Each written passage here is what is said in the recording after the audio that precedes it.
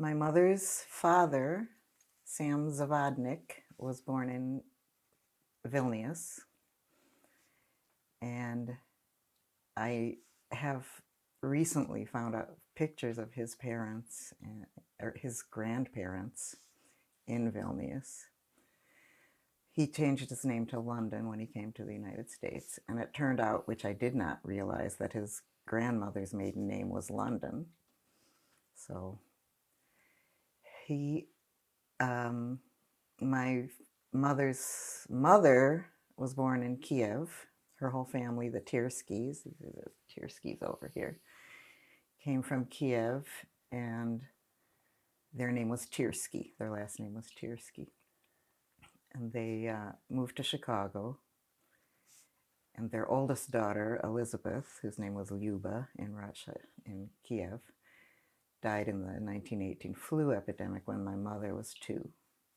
Sam Zavadnik had moved from Cleveland to Chicago and met my grandmother. And they called her Elizabeth.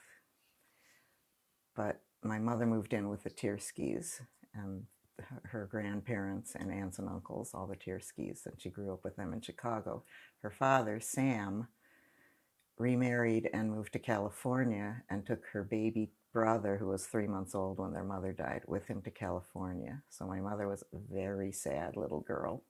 She loved her grandparents, and they were really wonderful to her, but her daddy left her and took her little brother, so she missed her daddy and her little brother. My father's family, the Shapiros and the Deichmans, came from Kishinev in Moldova. And as far as I know, they ran a Hebrew school of some kind. I don't really know much about their history. But I do know that my grandmother, Anna, whose name was Deichman, was a first cousin to Cantor Gershon Sirota, who was the head cantor in Warsaw. And I sing some of the songs that he sang, like Eli Eli is one my family's favorite. My Chicago family liked Eli Eli Lomo Azaftoni so sad, and they loved to cry. So I learned to sing that, but I was very honored and surprised to know that we were related to Sirota. And he came to Chicago once and visited my grandmother, and my Aunt Shirley, who lives in Phoenix, who's 99, remembers. And then they tried to convince him not to go back to Poland, but he went back to Poland and then was never heard of again. So that is my main connection to the Holocaust, an actual person in the Holocaust. But I've been very involved in Holocaust work here in Portland. And for people who might not know, could you say a little bit more about Sirota? Well, it's funny because at the Rosnitzer Manor, one year we were doing Yom HaShoah commemoration service there, and there was an old man there named Manny. What was Manny's last name?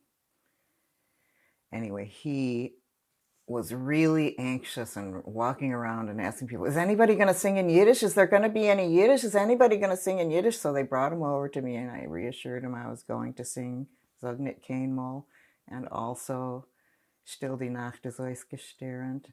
And he was suspicious that I wouldn't do a good job because, Anyway, so I sang it, and afterwards he came up and he loved me so much, and it was so good. And he told me he was from Poland.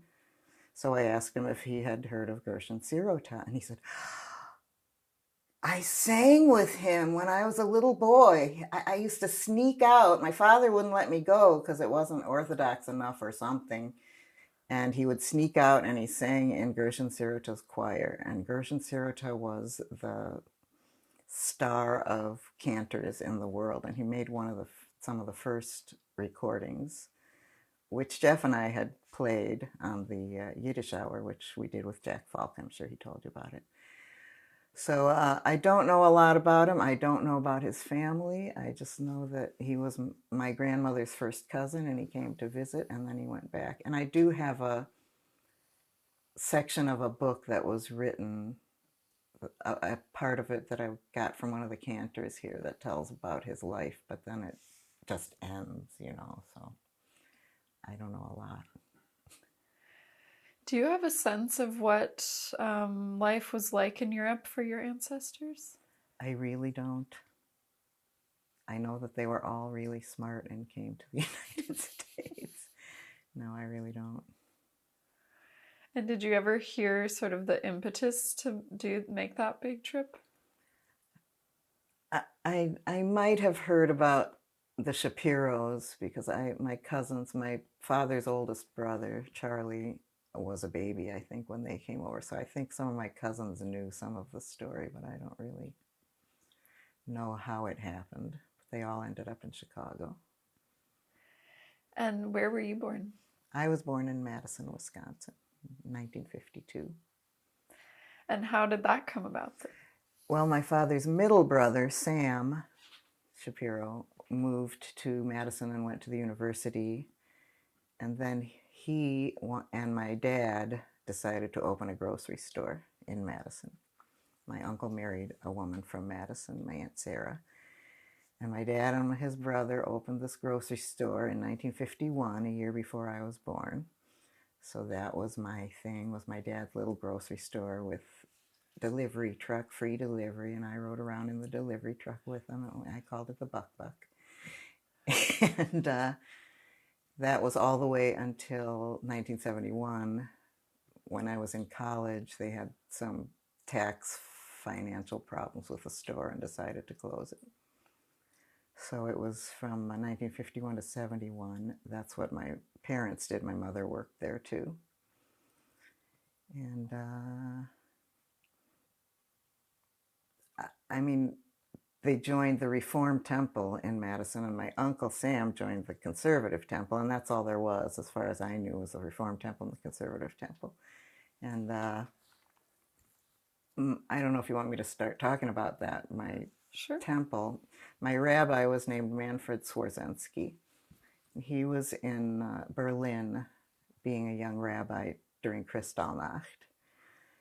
And his first family was killed somehow. I don't know how that story worked out, but he somehow got sent to Madison, Wisconsin. He was the best rabbi in the entire world, and I've never met anyone to compare. So I loved him. He had a thick German accent, and he would talk for hours. He'd give sermons on the High Holy Days, and everyone would leave, but I would stay and listen. I just loved him. So I went to Sunday school there from kindergarten through 10th grade, and then he was my confirmation teacher. And at my confirmation service, he had me read Yevtushenko's poem about Babi Yar. And many years later, I learned a Yiddish folk song called Babi Yar, which I sing. What was so great about him? Well, he got married again and had 2 kids. His daughter was about a year younger than me. He was just he's so smart, and he knew so much, and he made me feel so proud to be Jewish. And I don't know. One day he came into the, after I was confirmed, he hired me to work in the office, my girlfriend and me, Enid. And one day he just walked in there carrying a butter knife, and he said, "And now I will commit suicide. But wait, this is a milchig knife, not a fleshig knife." And he walked out, and it didn't seem like something he would do. We just laughed and laughed and laughed. But I used to go to see him. I lived maybe 7-8 blocks from the temple, and I would ride my bike there in junior high school when the boys were calling me a dirty Jew every day. The really popular smart boys were calling me a dirty Jew every day, and I was crying and crying and crying. And my mom would say, "Well, I got through it, you'll get through it." And I would go and see my rabbi. I would just walk in, hang out in the temple, no matter. And he was always happy to see me. He's walking around the temple, and we would talk, and he made me feel better. Not that anybody did anything at the school to stop it. And ironically, we were the Cherokee Injuns at the time. That was the name of our mascot at school, the Cherokee Injuns. And it didn't even cross our minds that was bad. And I was the editor of Teepee Talk, the school newspaper, which is interesting because much later, Jeff and I went and lived on an Indian reservation for 2 years, and then we came to Portland to live permanently, which leads into the Oregon State song. So it's all kind of a lot of stuff that mixed together. But my rabbi was very supportive of me, and he married, Jeff and I were married by him. What was And the name of the temple? Beth El, Mm-hmm. Temple Beth El in Madison. And he, well, for one thing, he was the only rabbi in the state who would marry a Jew to a non-Jew, which he did for my brother, which was a mistake. I mean, he told my brother he did not have to marry this woman because she was pregnant, but my brother thought he did. So Rabbi Swarzensky married him, and he was the only one in the state that would do that at the time. So I don't know if that was good or not, but I forgot why I led into that. Just talking about the rabbi and what made him special. yeah, I can't remember. But.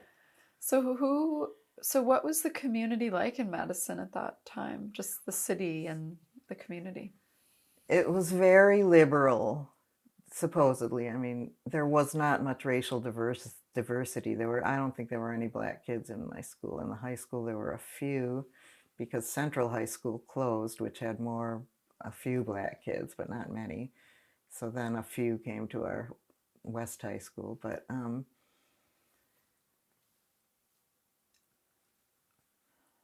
the community, they talked about how Wisconsin was very conservative and right-wing, except for Madison. It's kind of like Portland and Eugene compared to Oregon, you know what I'm saying? So it was very liberal. My parents were very open-minded and liberal, and my brother and I were too, but not my sister. My sister had some kind of thing going on. She didn't think the way we did. So my brother was 9 years older than me, and he was kind of a beatnik. And my sister was 6 years older than me, and she was a society girl.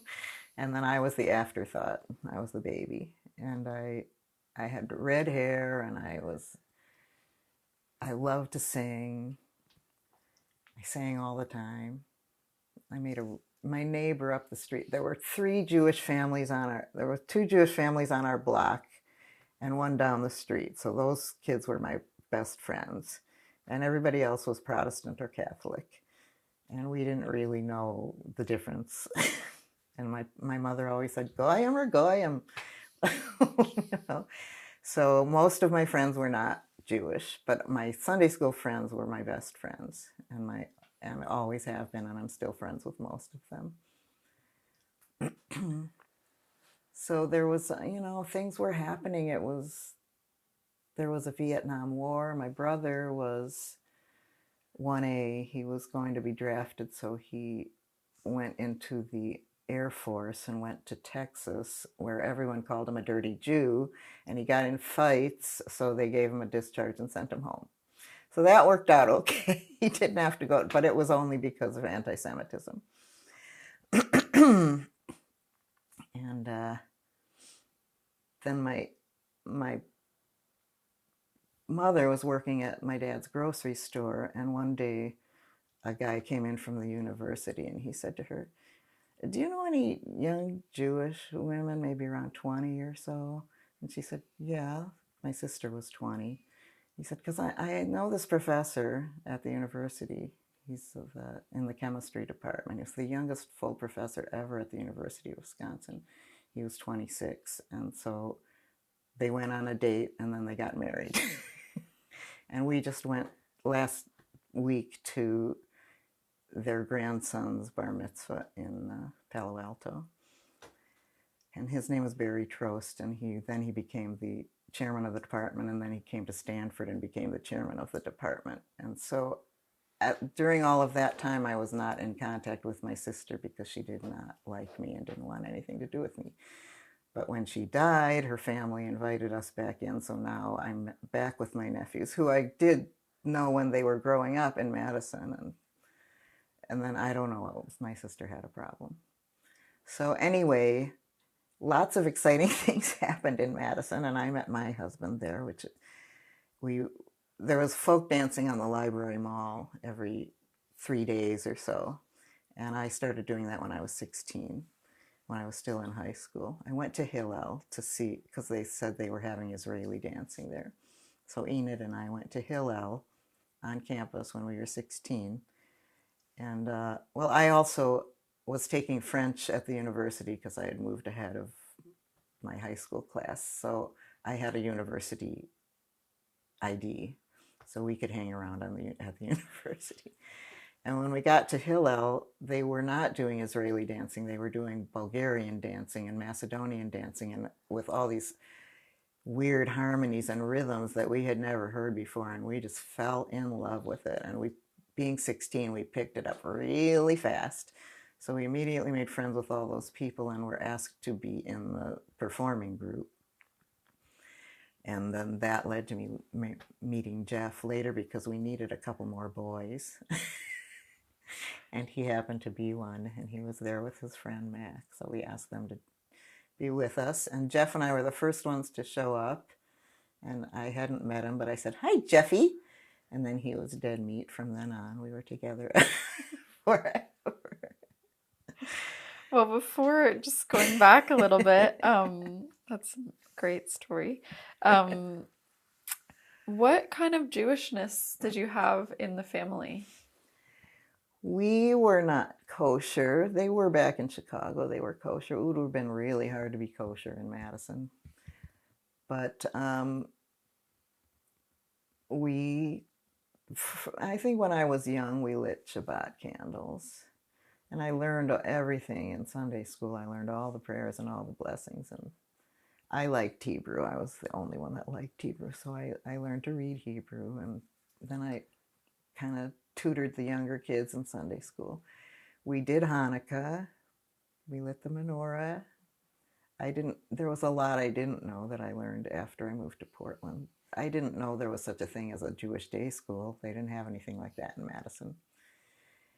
And we had seders, usually at my Uncle Sam's house. And some of the relatives would come in from Chicago or Des Moines, my dad's family. But we always had a seder, and we always did Hanukkah. And at the temple, there would be Purim carnivals. And I don't know, we didn't do all of the holidays. I don't know. But we were Jewish. There was definitely no question that we were Jewish. And how did you, my dad sang in the temple choir too. Okay. And you alluded to this before, but how did you feel about being Jewish growing up? Well, I was really happy that I was Jewish. I loved it. But in my elementary school, there were two of us in each grade. There were two first grades, and my friend Ricky from up the street and I were in the same class. And then there were two other kids, Harvey Tempkin and Bobby Seltzer, who were in the other class. And that happened all the way through until sixth grade. They were going to put separate Ricky and me, and I was not having that.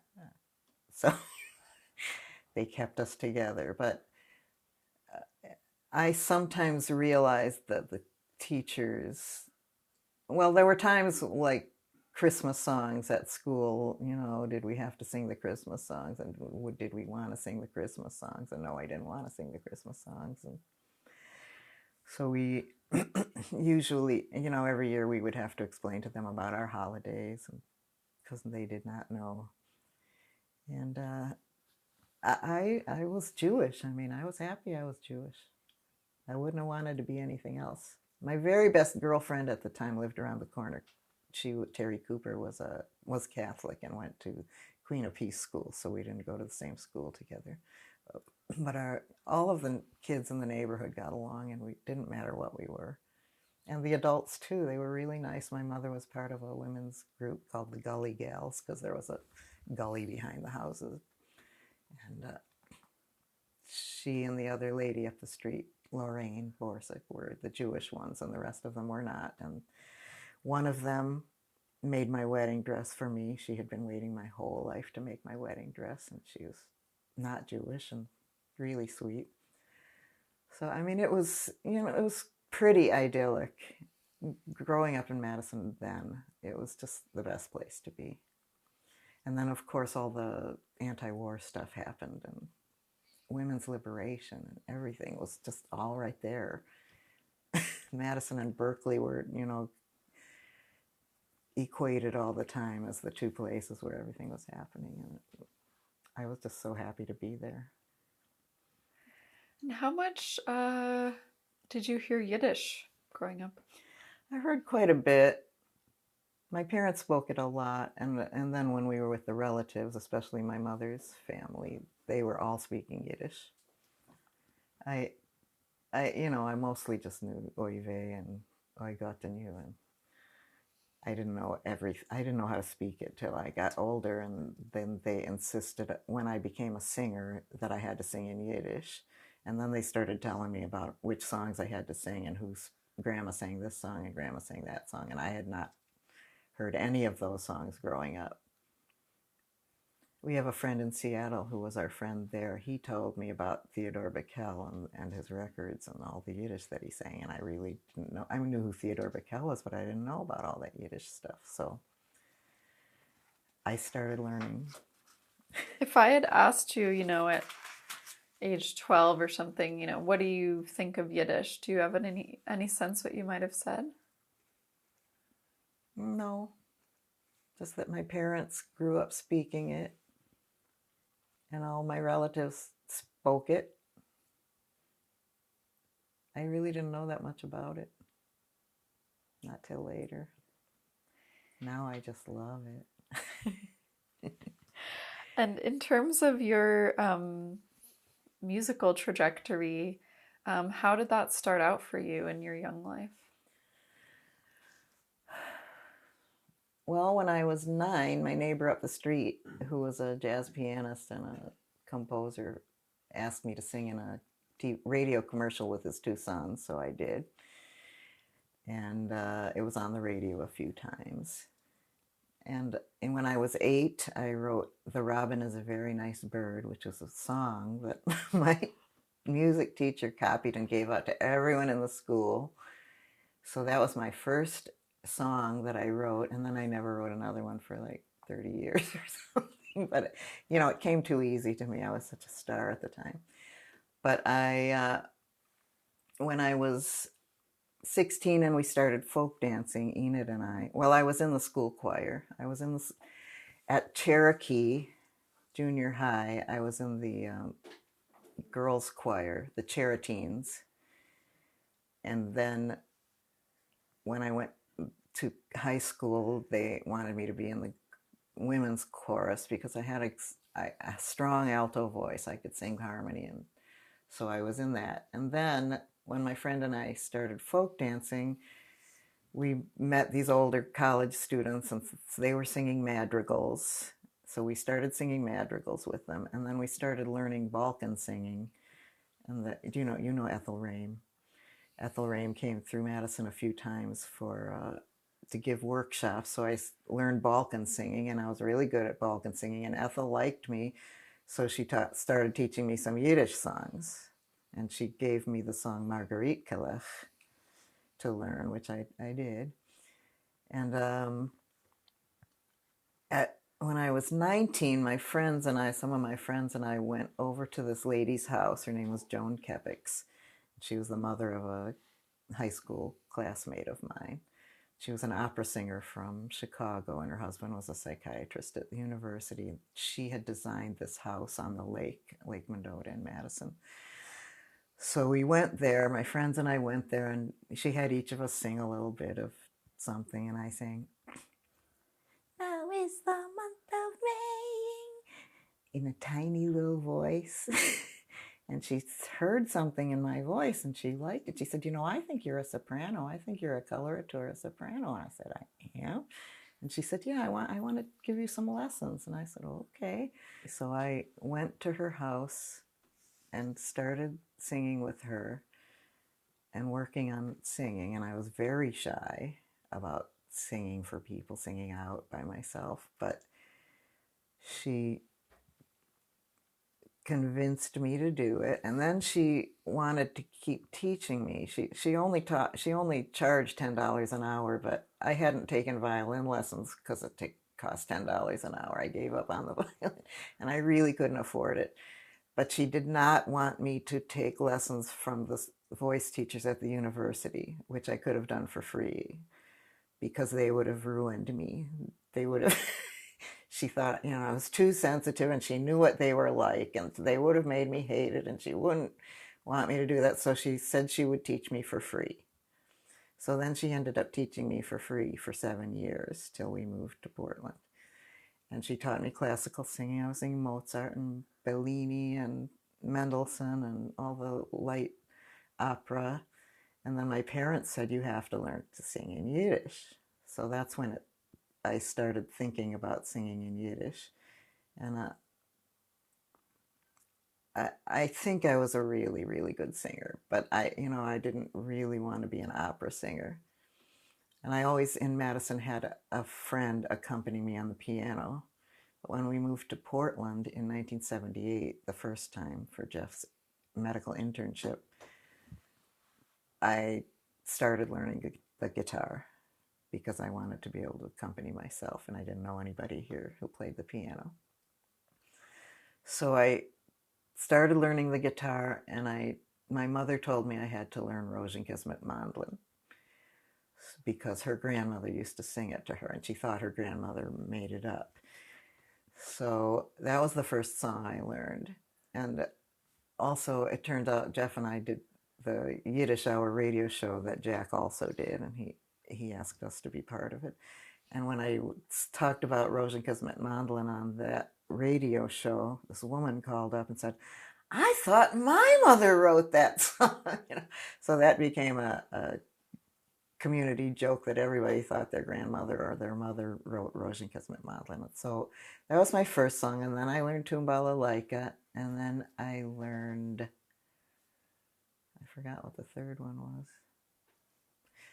But now I could sit here and sing you maybe 50 songs by heart in Yiddish, and I know songs for most of the holidays in Yiddish. I know the Oy Chaneke and Hop Meine Homen Taschen and Mua Sapru, Mua Dapru, which is a Yiddish who knows one. And also, I was in I really like, oh yes, so then I met some of the Holocaust survivors here, and they wanted me to sing. So I learned Zognet Kain Mol and other Holocaust songs, and I sang at almost every Yom HaShoah for many, many years. When the Holocaust survivors were running the show, I always sang at it, but when the rabbis took over, I wasn't always invited because they didn't care about the Yiddish songs. So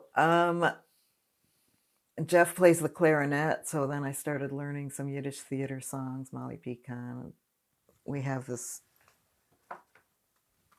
CD of Yiddish songs, and Oi Mama, Bin ich verliebt was one of the first ones that we learned, and Abi Gesund.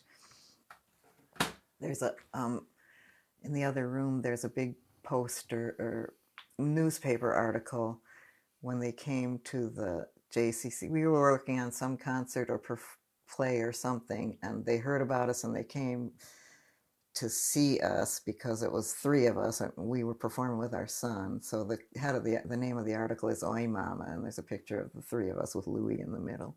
I'll show it to you later. But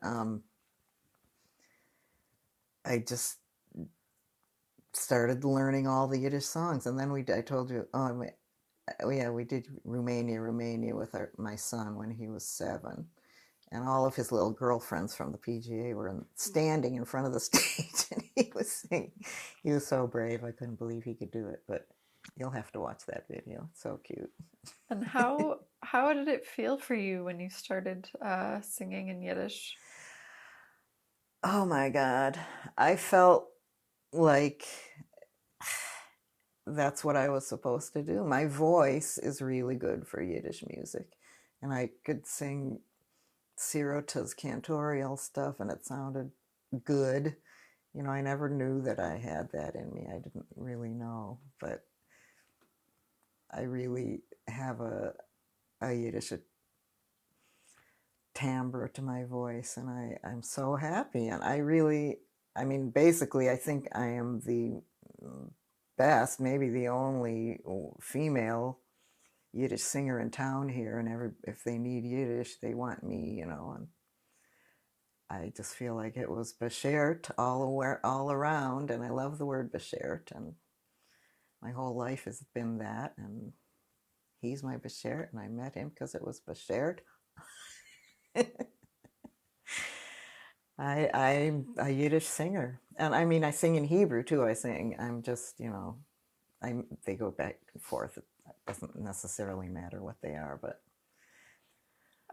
so not all Yiddish singers, understand what they're singing. Yes, I understand everything I'm singing. So how, I'm curious sort of to hear more about like the family sort of connection, the interaction with you as you're starting to sing these songs, and they were crying. That was the interaction. They loved to cry, and they just loved it so much. But I taught myself. I mean, I have the Weinreich dictionary and the Weinreich College Yiddish classes. I went to the Robeson home. They were having a Yiddish class there. And my neighbor at the time, Christa P, do you know her? She was born in Poland, so she taught Yiddish with a funny accent, which I had never heard. I didn't know there were different accents. And I met this guy there. He was 80, I think. I was 30. His name was Mish Roth, and he's Rothko's brother. They were here. Rothko lived here in Portland. So he was my buddy, and that was my first connection to Yiddish here in Portland, was Mish Roth. And Tzippi, my friend, who I couldn't stand listening to Yiddish because she said kigel instead of kugel and everything like that, But I can't remember what the question was. Yeah, no, you answered it already. What is the accent in your family? The Yiddish dialect. Yeah, we say kugel. We say gut instead of git. I think Jack says git, doesn't he? Jack Falk, he says git instead of gut, but I say gut instead of So yes, my family, both of them, had the same Yiddish dialect. And we're going to explore some of your projects together when we talked about the view together. Okay. There's one that I did without him, which is called We Are Witnesses. It's based on a book, which I have, by Jack Boaz, who lives here in Portland. He was born in a refugee camp in Europe. And it's 5 diaries, including Anne Frank, and 4 other teenagers who kept diaries who all died in the Holocaust. So another friend who's not Jewish, Jennifer Garcia Grimes is her name now, wrote a play based on the book when she was at Pacific University out in Forest Grove. And she hooked up with Jack, and they made a play for teenagers to perform, and they asked me to be part of it, so I would give an introduction and sing some songs. So I sang Eufen Pripyatchuk, Zognit Kane Mol, and I can't remember what else, but we have performed it 3 different times over the decades with different groups of teenagers, and our last performance was at the Rozhinkes Manor, and that one was so incredible because of where it was, and for the kids to meet those people. None of the kids were Jewish, and it's so I've been really proud to be part of that. We took it to San Francisco the first time, and did it at the Presidio. Is that what it's called? The Presidio? I can't remember what that. And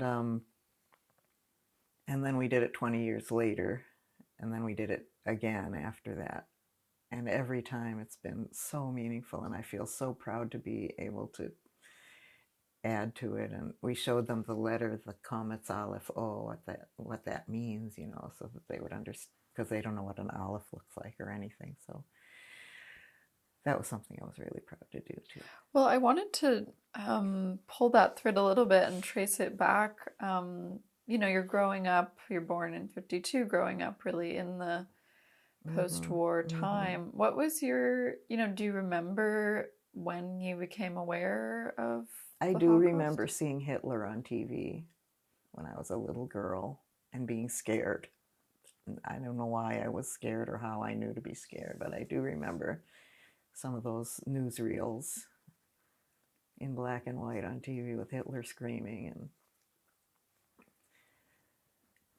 And then I was in 8th grade when we started learning about the Holocaust in school, and that's when the anti-Semitism started in school, was while we were learning about the Holocaust. Jerks. I was very depressed about the Holocaust. Do you remember like how it was taught or sort of how you became aware of it? Well, I think it was just basically just the basics, that Hitler was a dictator and that people followed him, and then the concentration camps, and it was very, very hard for me.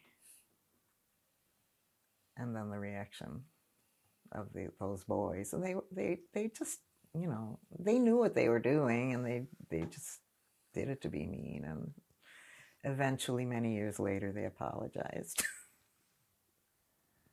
And was there an awareness at home? I mean, was it something you would have talked about? I did. I told my parents about it. I told my teachers about it. I told everybody about it, but I didn't know what to do about it. And then how has that developed into sort of being, you've mentioned specific projects, but how has that developed for you into being involved in Holocaust commemoration? Well, when I was doing We Are Witnesses, the Oregon Holocaust Resource Center, as it was called back then, they asked me to be on the board of directors. So I said, okay. And Jack Boaz, the author of We Are Witnesses, was on it. And Yehuda Shabbatai, who was the director of the Portland Jewish Academy back then, was on it. And he had hired me to be the music teacher there. And he and I were very close. So I was on the board of the Holocaust Resource Center when Alice Kern first brought up the idea of a memorial, building a memorial in Oregon.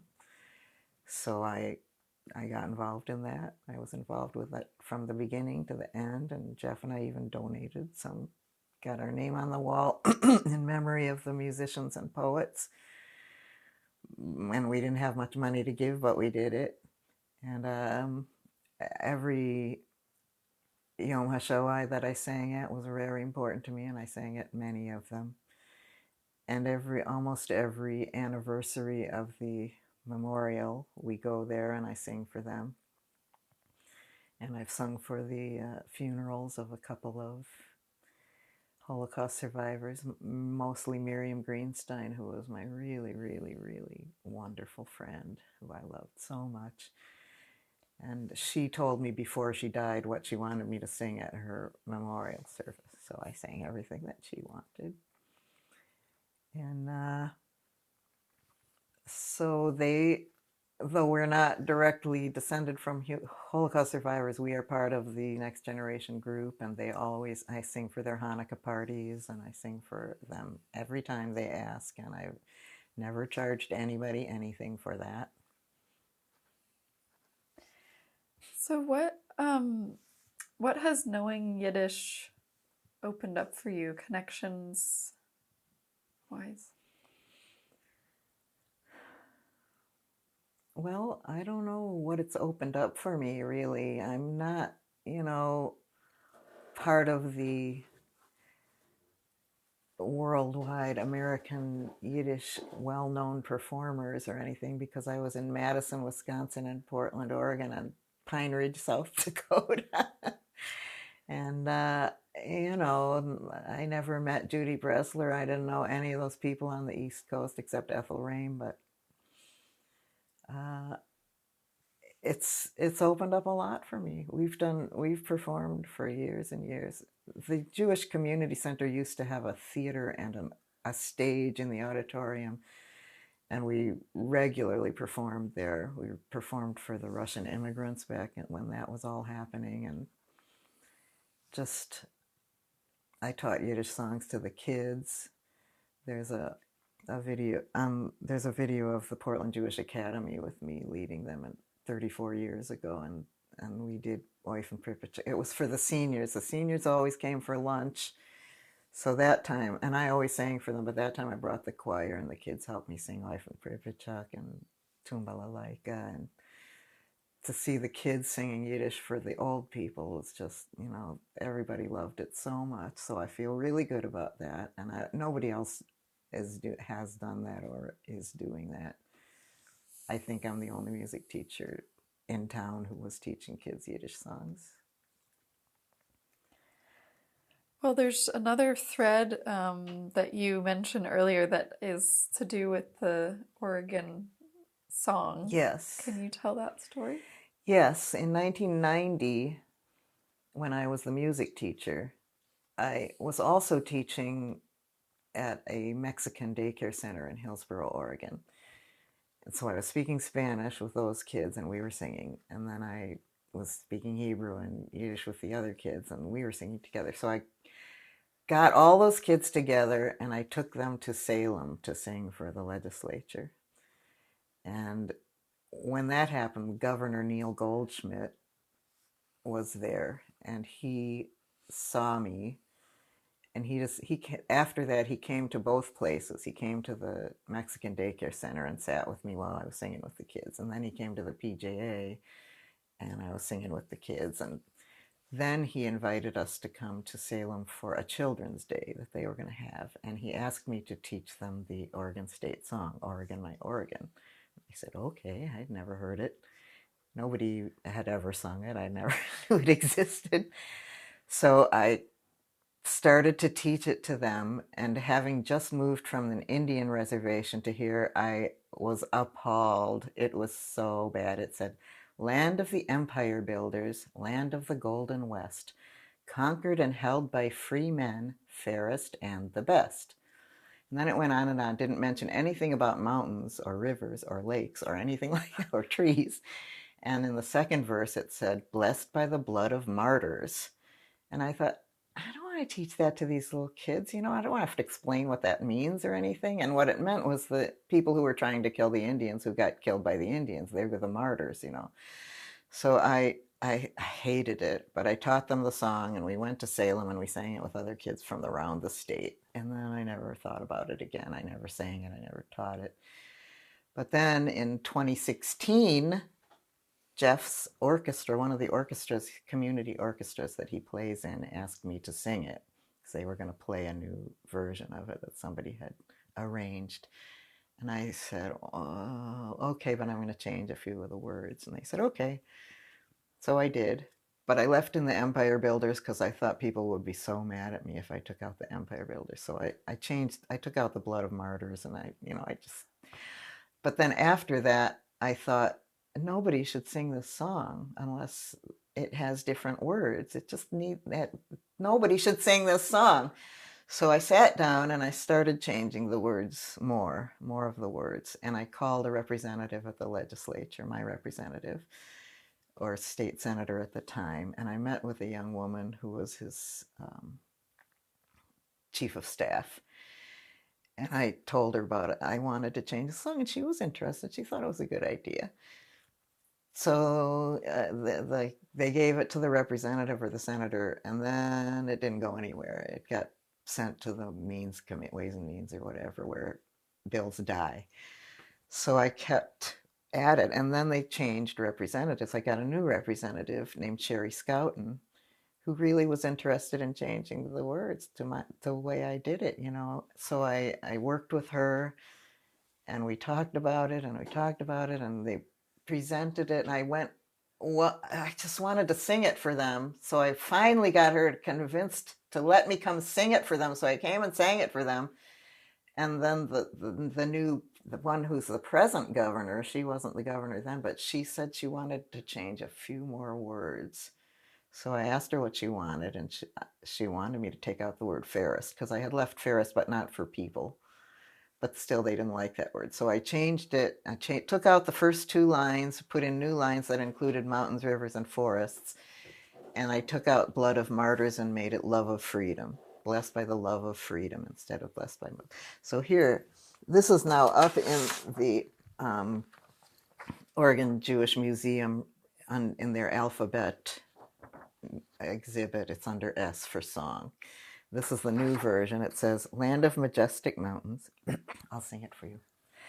Land of majestic mountains, land of the great Northwest, forests and rolling rivers, grandest and the best.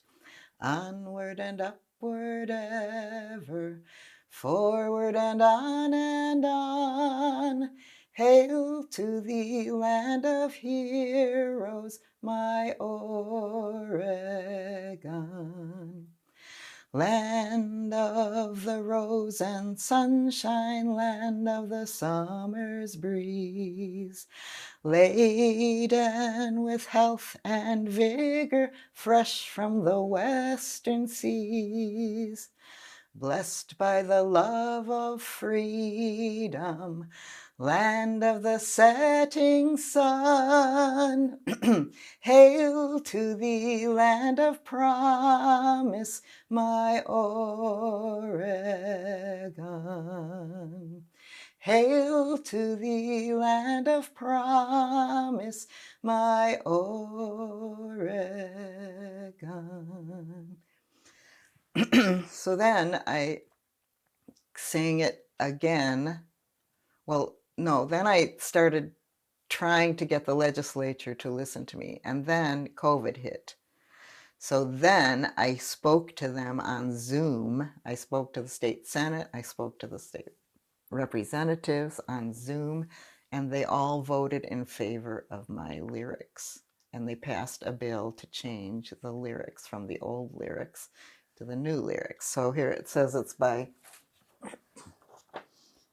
music by Henry Bernard Murtaugh. That was the original lyrics by John Andrew Buchanan, and revised lyrics 2017 by Donna Shapiro. So I am so proud. It took 30 years from me hearing the song for me to get the words changed. And I got a lot of attention. They wrote about it in the New York Times, and I was on a podcast in Chicago, and I'm just really proud that I did that. Because people had stopped singing it. Anybody who grew up singing it suddenly realized that they shouldn't be singing it. So I felt really good about that. And Jeff helped me along the way. Well, I know there are so many projects and things to be to mention, but I'm curious if there's a particular project that you, other than that, maybe something to do with Yiddish that you're particularly proud of. Sometimes I break into Yiddish, and like at a party I sang Walking After Midnight by Patsy Cline in Yiddish that I made up. And I wrote a song called Life in Yiddish.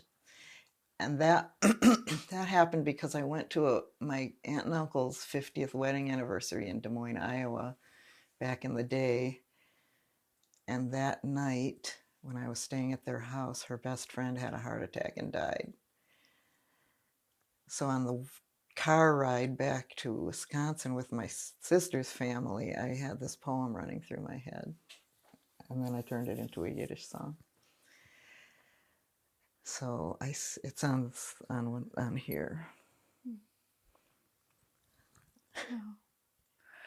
This is a multicultural CD. It has English, Yiddish, Bulgarian, Macedonian, Spanish, Croatian. It has bluegrass. It has Die Grüne Cousine was one of my family's favorites. So, where do you sort of, you have a lot of dimensions to your life, of course. So where does Yiddish kind of fit into the broader life? Well, my degree in college was in social work. So my 2 first years of college, my freshman and sophomore years, I was in a program called Integrated Liberal Studies, where everything was integrated. All of my studies were integrated. And then when I got into social work, I was doing social justice. They had just legalized abortion, and I was doing abortion counseling. And then, with anti-Semitism, I'm very concerned about anti-Semitism, and I taught. So all of it, the Yiddish is me, I use it to teach about life, and everything that I know about life is because I'm Yiddish. So I don't know how to describe it really. It's everything about me is Yiddish. Well, another way maybe that sometimes ask people is, what does Yiddish mean to you? Well, I love it. My grandparents, it was their first language. All of my grandparents spoke Yiddish. Both of my parents spoke Yiddish. All of my aunts and uncles spoke Yiddish. I didn't hear it a lot growing up, but I knew it was there. They spoke it when they were talking to each other. And it means so much to me that I was able to sing it, because it gave me so many opportunities to use it and to learn it. I can't really carry on great conversations, but every song that I sing, I know what every word means. So I know a lot of Yiddish, and I feel very grateful, because I'm one of the few people I know, or who I grew up with, who has that kind of connection to it and that love of it. I love the Yiddish music. It gave us the opportunity to host that radio show with Jack for 21 years. We did that. And we got to go to Birobidzhan because of it. And I was the head of the committee that made Birobidzhan our sister city because of the Yiddish hour, because my connection with Yiddish. And then when we went to Birobidzhan, I met people there who just loved me because I sang in Yiddish, and I loved them because they knew Yiddish. And it's just it's so sad what happened to the people who died and how much of the language was lost. But it's still here, it's still alive, and the music will never die. Well, from your perspective, what sort of is the status of Yiddish now? Well, I know that they have grants and they're studying it in Vilnius, where my grandfather was born, and that there are people trying to keep it alive. And I know that there are younger people than me who are singing it, and Sasha Lurie taking it around the world. And I don't know. I don't think that it'll become a spoken language again necessarily, but maybe, I don't know, in some places. And I know that the Chabad people here teach it to their kids, and I also taught their kids when they were little. So I don't know. What do you think? Well, I've heard a lot of different ideas about it. Well, is there anything else that you want to add before we I think you could probably talk to Jeff, and then we could come back? talk together, yeah. Well, großen Dank. Thank you.